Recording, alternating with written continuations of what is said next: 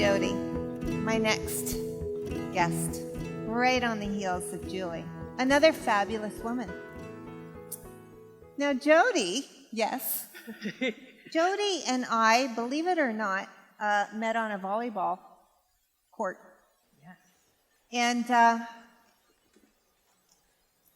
little by little, I'd ask her questions because there was just this feeling about this woman that there was just an instant like. You know that feeling you have with somebody, you don't really know them, but they could be your sister.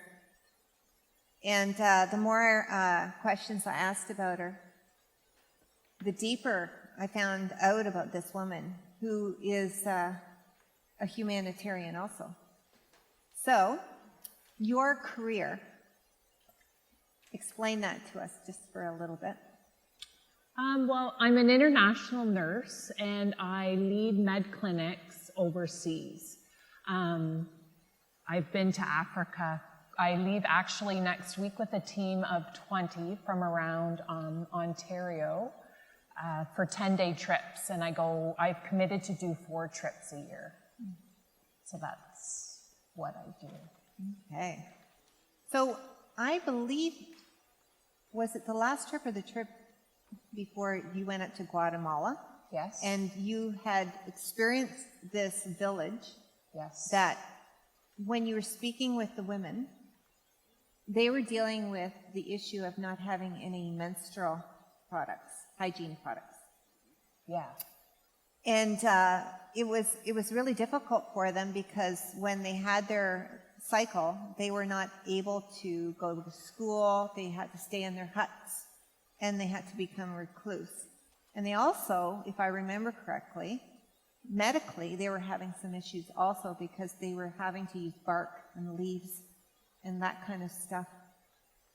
Every, 3 weeks or 4 weeks, they would have their cycle. And so they were medically having a lot of problems that they were coming up with.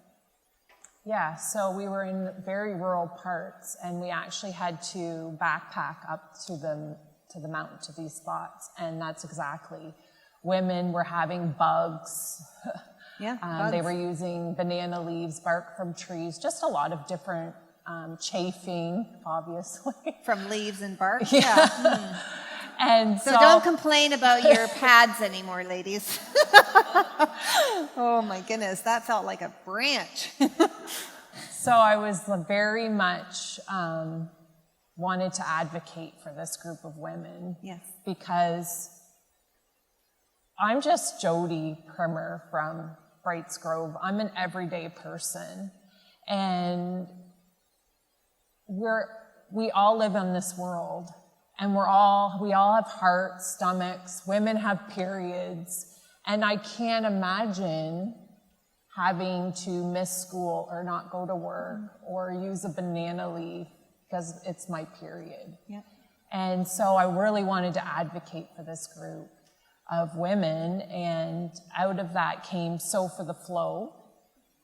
Have you heard from if that you've heard at all? of that, Yep. we were in the Observer, and I met with Donna and Colby are actually here. If you guys can wave? stand, give a little wave.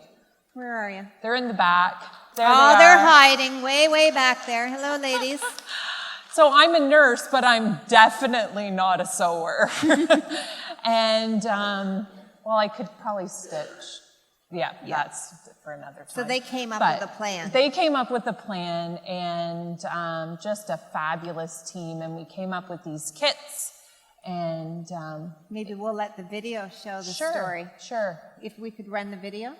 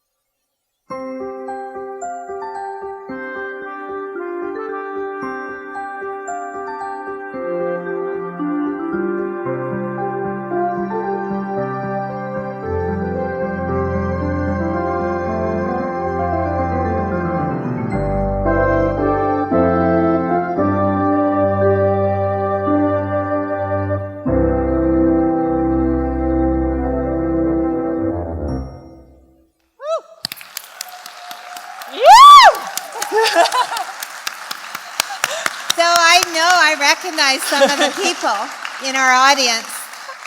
That is a community creating a shift. Isn't it wonderful? Yeah, absolutely. Oh. I'm a living testament that many, many hands, you can see all the people involved there, truly makes a difference. Yes. It makes a difference. It does. Yeah. So I welcome you to go up and see Jodi and see those little kits that they make. And if you want to throw some money at them for donations, or if you like to sew, their kits, one person can take home a kit and sew, a group of women. You can see how many of us were there for, it was a couple of evenings. Yeah, it was a huge undertaking. But we actually didn't know. It was big, yeah. But it was exciting to be there. I just cut because I didn't sew. But it was another remarkable community creating shifts. Yeah. So thank you, Jodi, for spending some time. I think that we could probably sit down and talk for a lot longer. And I was hoping to even talk a little bit more about who you are as a woman. But I welcome you to see Jodi in the community and ask her questions, or get on Facebook or the group that she works with to get involved. Yeah, Or just, if it's even something that interests you to even go on a trip. Yep. I take lots of non-medical people, obviously, to help teach. Yep. Everyday people are helping people. Yes. And yeah, amazing things. I gotta say this, and Julie, you touched on it. Amazing things rarely happen in your comfort zone.